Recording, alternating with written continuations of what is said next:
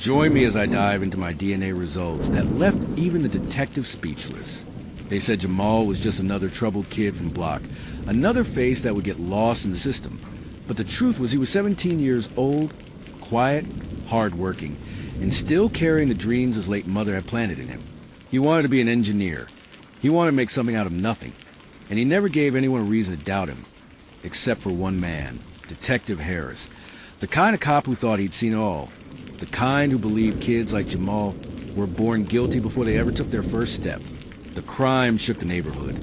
A robbery turned violent at a corner store. The clerk barely survived, the cameras were down, and all the witnesses gave conflicting stories. But one thing was certain. The description that came out of the officer's mouth fit Jamal. Tall, skinny black hoodie. That was enough for Harris to pull him out of class the next morning like he was a trophy catch, shoving him in the back of a squad car as if the verdict was already written. Jamal kept saying he was innocent, that he was with his grandmother the whole night fixing her leaky faucet, that he never even left her apartment. But Harris laughed, the kind of cold laugh that didn't hide his contempt. Kid, do you know how many times I've heard the same grandma story? You're going down for this. Jamal tried to stay calm, tried to remind himself that truth always rises. But when they threw him in that interrogation room, bright lights blinding his tired eyes, he realized truth alone wasn't enough when the man across from you didn't believe in it. Harris didn't ask questions. He accused, twisted every word, made Jamal's silence sound like guilt. And when Jamal insisted on calling his grandmother, Harris waved it off like she didn't exist. Your people always cover for you, he sneered, tapping the file in front of him. I already know you did it. The power imbalance was suffocating, and Jamal knew Harris wanted confession, not the truth. The boy held his ground, but deep down fear crawled up his spine because he'd seen how stories like his ended. They'd paint him as another statistic, and once the city heard teen suspect arrested, nobody cared about evidence. But fate has a way of exposing lies in the most unexpected ways. Because while Harris dismissed the alibi, insisting it was weak, the state still had to process the crime scene, and Jamal's lawyer, a tired but determined public defender named Ms. Alvarez, refused to let this be another open-end shut case. She pushed for every scrap of evidence to be tested, every fiber, every trace. Harris rolled his eyes and told her it was a waste of time. We don't need DNA to nail this kid, he said, smirking. But Ms. Alvarez, who had seen too many kids railroaded by detectives like him, pushed harder. And when the results came back, the arrogance in Harris's voice died mid-sentence. Because of DNA under the victim's fingernails, the sweat left on the broken glass counter, the blood trail leading out the door, it wasn't Jamal's. Not even close.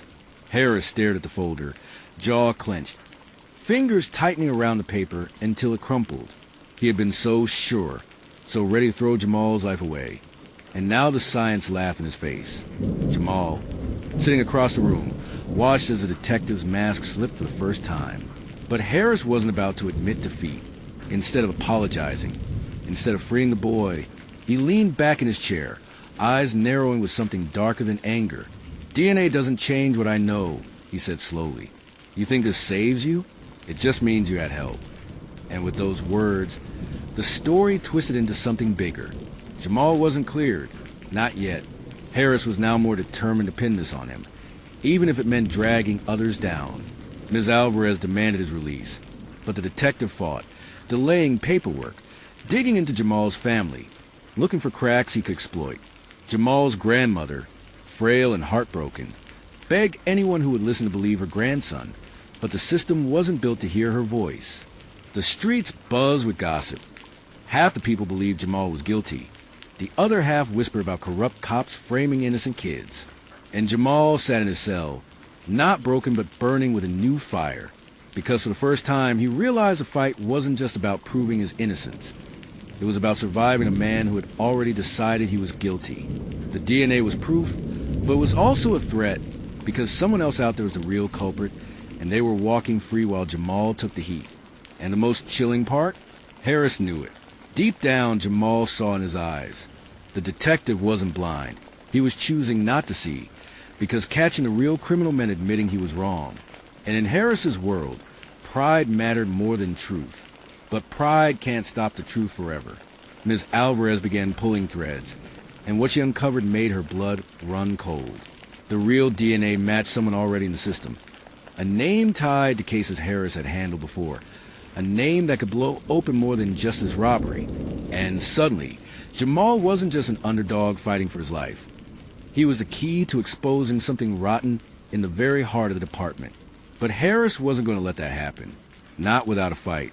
The boy who was dismissed, mocked, underestimated, was now holding the thread that could unravel the powerful. And as the walls closed in, one question hung in the air like a storm cloud ready to break.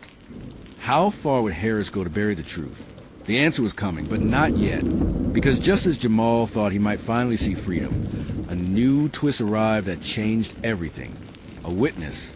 Someone stepped forward claiming they saw Jamal at the scene, swearing under oath that he was the one who ran out of that store.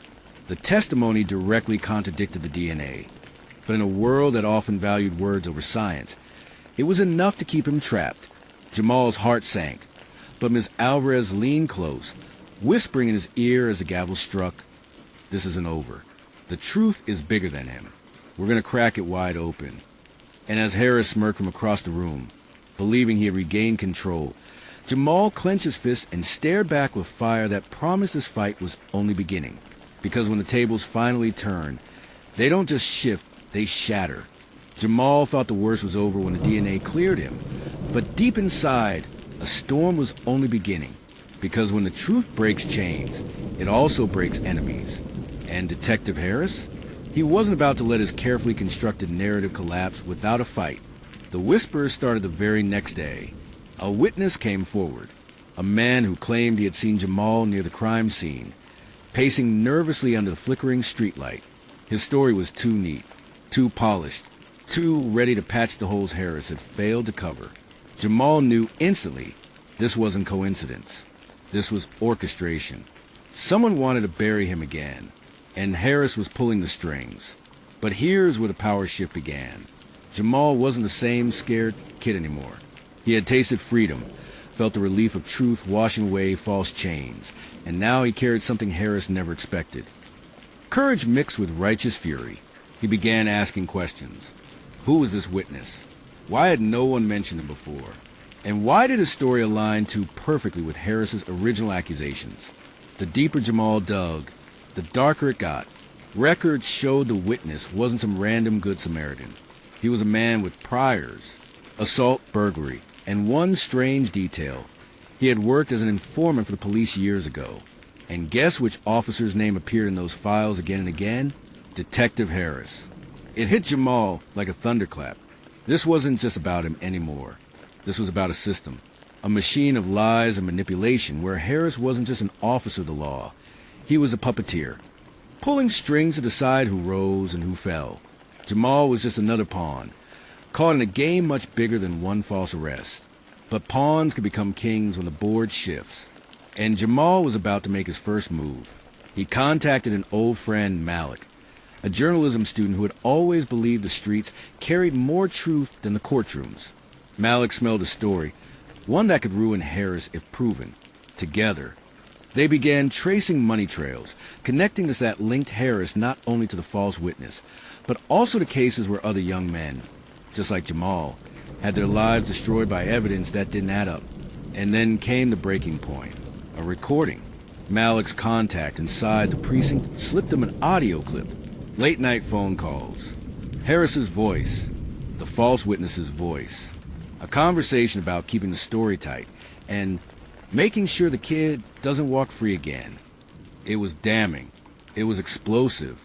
It was a kind of proof that could take down not just a case, but a career, maybe even an entire department, if the rot spread deep enough. Jamal listened to it again and again, his hands trembling. For the first time, he realized this wasn't just about clearing his name anymore. This was about justice for everyone Harris had trampled under his boots.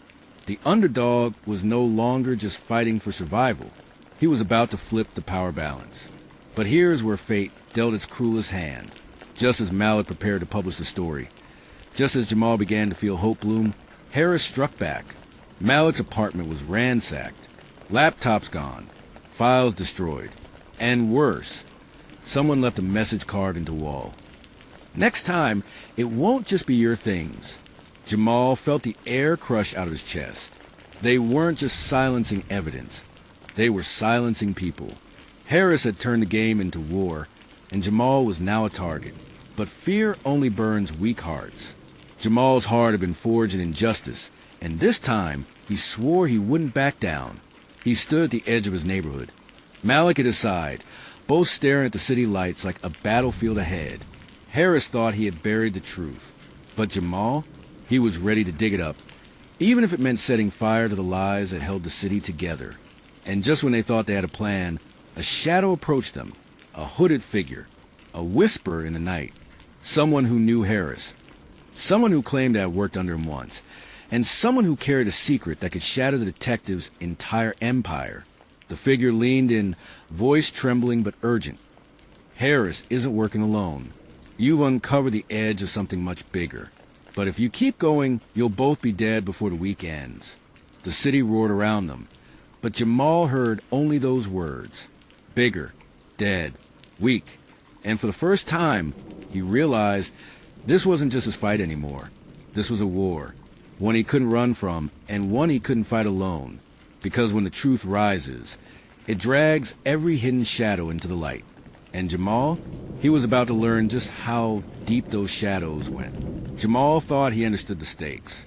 Clearing his name, exposing Harris, protecting Malik. But the hooded figure's warning kept replaying in his head like a broken record. Harris isn't working alone.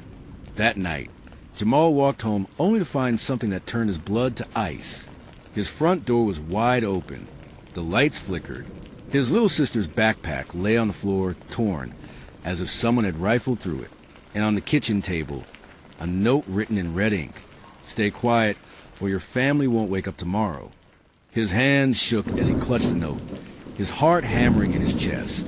This wasn't a scare tactic anymore. This was war. Harris hadn't moved past legal games. He was dragging Jamal's family into the fire. Jamal's mother tried to stay strong, but Jamal could see the fear in her eyes. She begged him to drop everything, to stay quiet, to let it go. But Jamal couldn't, because silence was the very weapon Harris had always used to win. And Jamal refused to hand him that victory. Not anymore. The next day, Jamal met with Malik in a deserted lot, the hooded figure waiting in the shadows. His name was Raymond, a former cop who'd been forced out after crossing Harris years ago. He carried secrets, files, names, patterns of corruption stretching far beyond one detective. Harris wasn't just a bad cop.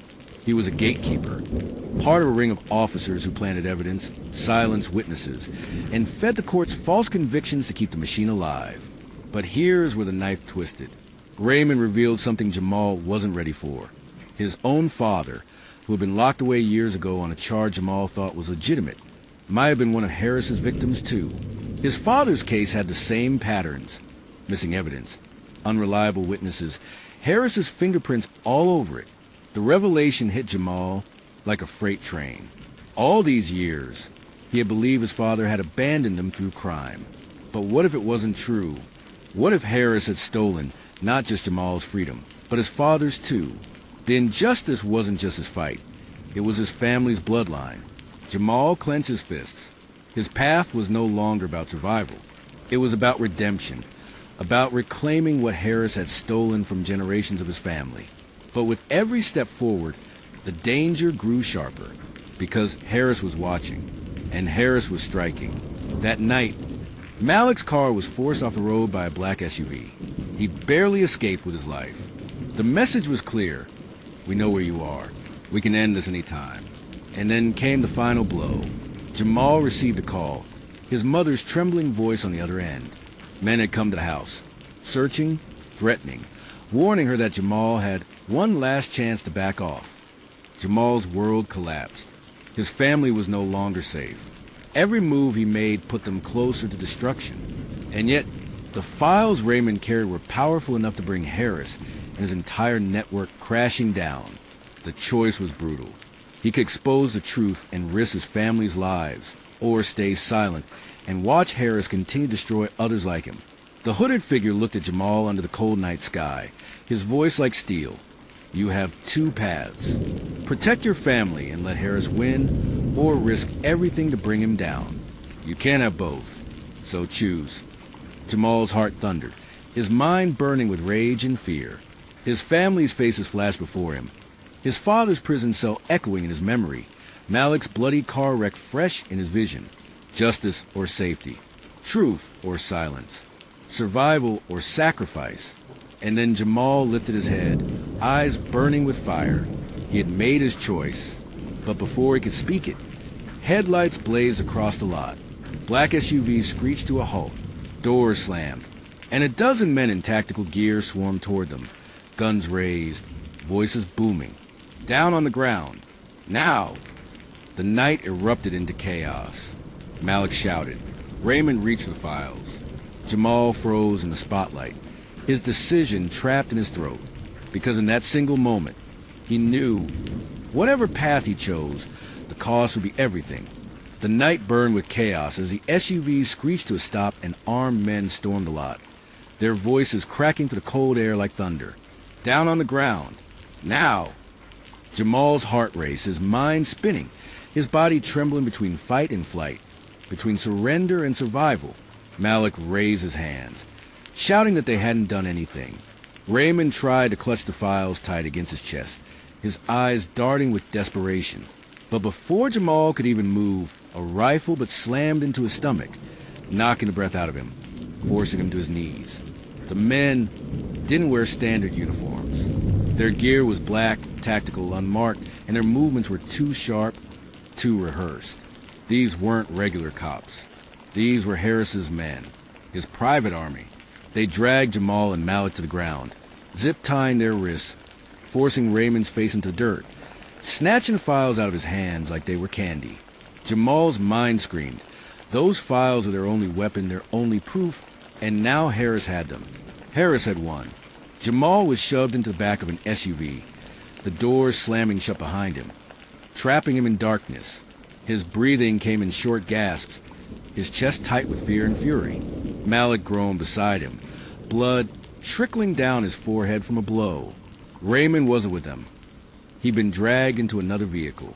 The engines roared to life, and the convoy rolled out into the night, tires crunching against gravel, the city lights fading behind them. Jamal knew in his gut they weren't being taken to a station. They were being taken to vanish. The ride was long, suffocating, silent except for the hum of the engine. Jamal closed his eyes, images flashing, his mother's terrified face, his sister's backpack on the floor, the note in red ink, his father behind prison bars. All of it was because of one man, Harris. And now Harris had the files, the power, and Jamal in chains. For the first time, doubt clawed at him. Maybe his mother had been right. Maybe he should have stayed silent. Maybe fighting Harris wasn't bravery, it was suicide. The SUVs finally stopped. Jamal was yanked out, his knees hitting cold concrete. They were in a warehouse, dimly lit, with shadows crawling along the walls. The smell of oil and rust filled the air. And then came the sound of footsteps. Slow, steady, deliberate. Harris. His tall frame emerged from the shadows, his suit pressed, his tie perfectly knotted, his smirk sharp as a knife.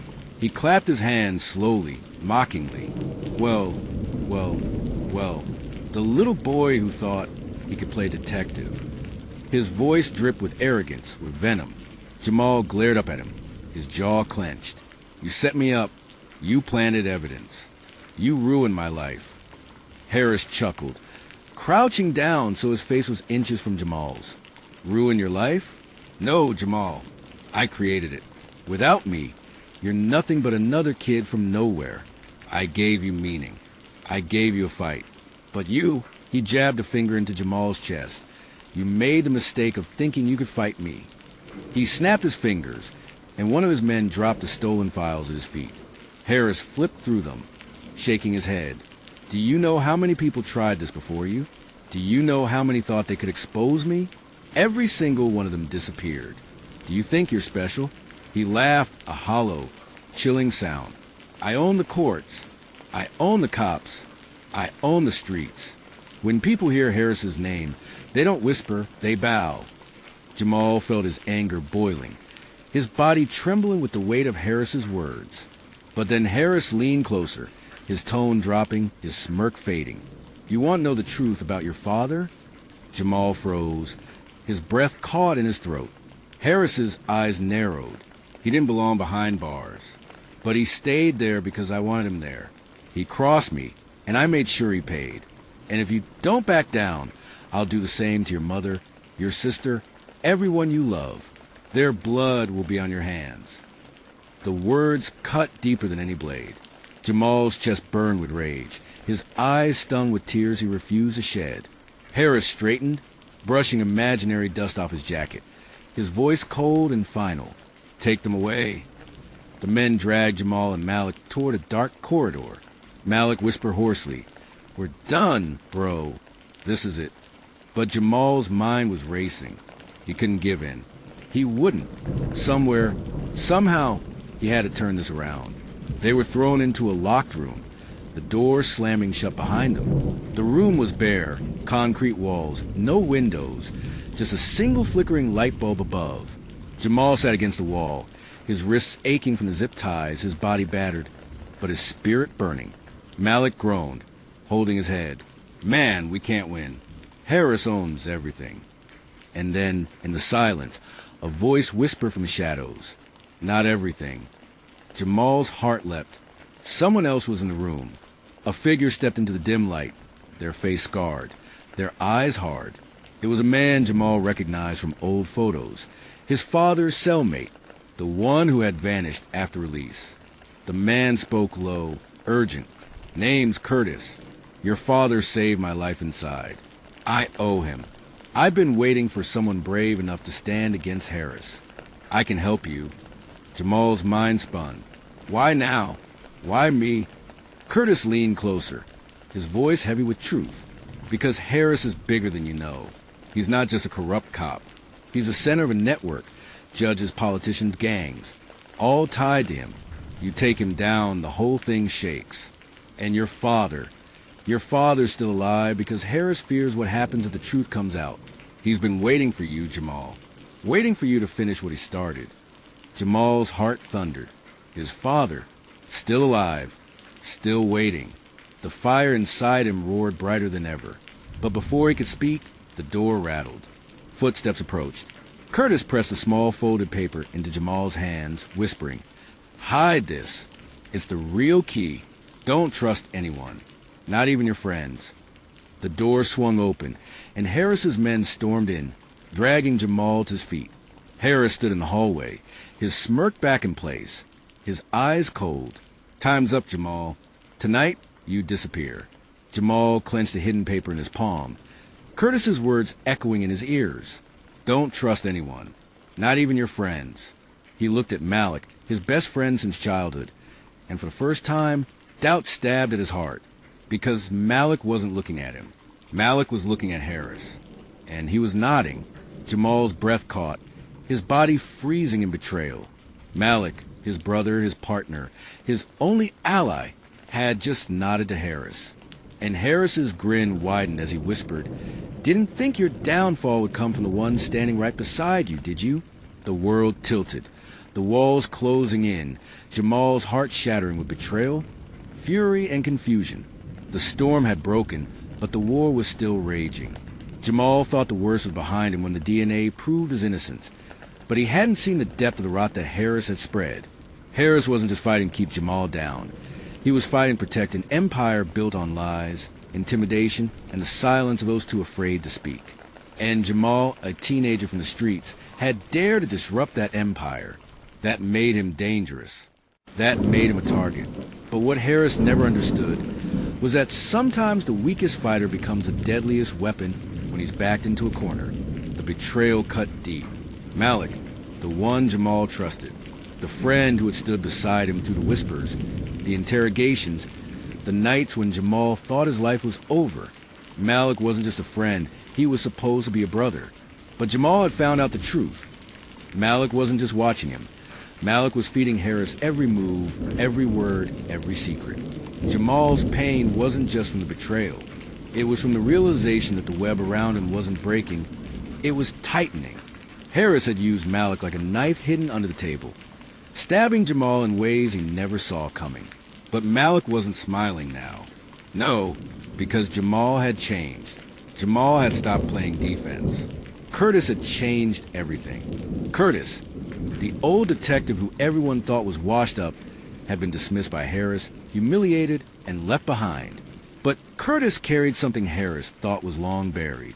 A secret, a truth so explosive it could shatter everything Harris had built. Jamal didn't know what it was yet, but he knew one thing. Curtis wasn't bluffing. Harris's empire was about to bleed. The night Malik confessed his betrayal, Jamal's fist shook. Not from fear, not from anger, but from clarity. Malik had been cornered by Harris, blackmailed, threatened with the same tactics Harris used on everyone. Malik had chosen survival over loyalty. Jamal wanted to hate him, but he couldn't, because deep down he understood. Harris wasn't just powerful, he was monstrous. Malik's betrayal wasn't the end. It was the beginning of something darker. Curtis called it the file. A sealed record, hidden in the archives of the police department. A document Harris prayed no one would ever find. It connected Harris not just to Jamal's case, but to a trail of manipulated evidence, missing suspects, and destroyed lives. Harris wasn't just trying to bury Jamal. Harris had been burying people for years. And now, it was Jamal's turn to dig him up. The showdown came fast. Too fast. Harris wasn't waiting anymore.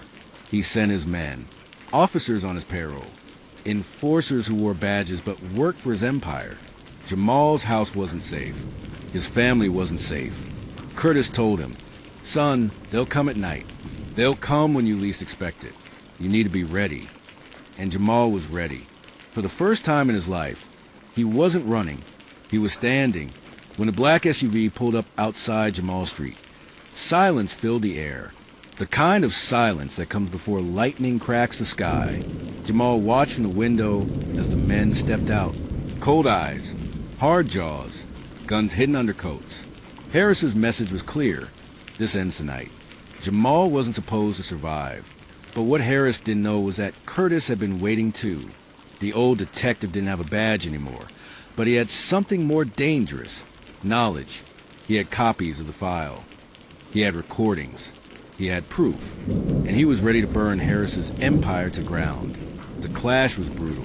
Harris's men stormed into Jamal's house, expecting fear, expecting surrender. What they found was resistance. Jamal wasn't a victim anymore.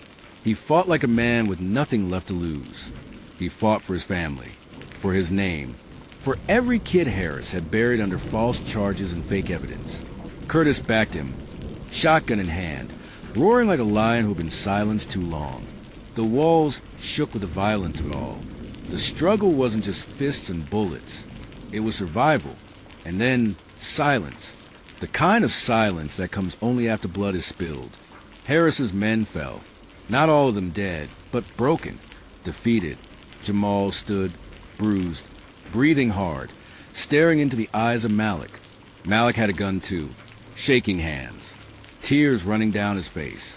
Harris had ordered him to finish it, to kill Jamal, to prove his loyalty. But Malik dropped the gun.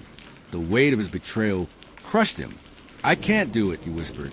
Harris had taken everything from him, his soul, his pride, his brotherhood. But he couldn't take this final piece. Malik turned his back on Harris. It didn't make him a hero. It didn't erase his betrayal. But it gave Jamal the chance to finish what had been started. The final confrontation wasn't in the shadows. It was in the open. Harris had always controlled the story, always twisted the truth. But Curtis had prepared the one thing Harris couldn't fight. The truth on tape, in front of cameras, in front of the city. Curtis released the file. Jamal's case wasn't just about him anymore. It was about all of them. The kids whose names had been erased. The families destroyed by Harris's corruption. Harris wasn't a detective anymore. He was a criminal. The courtroom exploded when the evidence dropped. Harris sat there, the same man who once smirked at Jamal, dismissing his alibi, calling him a liar, making him feel like dirt. Now his face was pale, his jaw clenched. For the first time, he wasn't in control. For the first time, he was the one trapped in the cage. The jury didn't take long. Guilty. The word echoed like thunder. Guilty, guilty, guilty. Harris's empire had fallen. Jamal stood there, silent tears on his cheeks, not because he had won, but because the fight had finally ended. He was free, not just free from prison, but free from the shadow Harris had cast over his life. But freedom comes with scars. Jamal would never forget the betrayal. He would never forget the nights of fear. He would never forget the moment Harris dismissed him like he was nothing. But that dismissal became Harris's downfall. Harris underestimated the boy from the streets. And in the end, that was his fatal mistake. Curtis put a hand on Jamal's shoulder. Son, the world will try to bury you. But if you stand, if you fight, the truth always finds a way to rise. Always. Jamal nodded. The lesson was burned into him now. Power isn't about control. Power isn't about fear. Real power is truth. And as Harris was dragged away in chains, screaming about appeals and conspiracies, Jamal walked out into the sunlight, a free man, an innocent man, a man who had turned his pain into power. But this isn't the end. No, because in the shadows of that courtroom, another figure was watching, silent, waiting. Harris may have fallen, but the network that protected him wasn't gone. It had only lost a pawn. And Jamal had just made himself their newest enemy. The war wasn't over. It was only just beginning. If you were in Jamal's shoes, betrayed by your best friend, but given a chance to fight back with the truth, would you forgive a betrayal or cut ties forever? Comment below. I want to hear your thoughts. And don't forget to subscribe for more stories like this.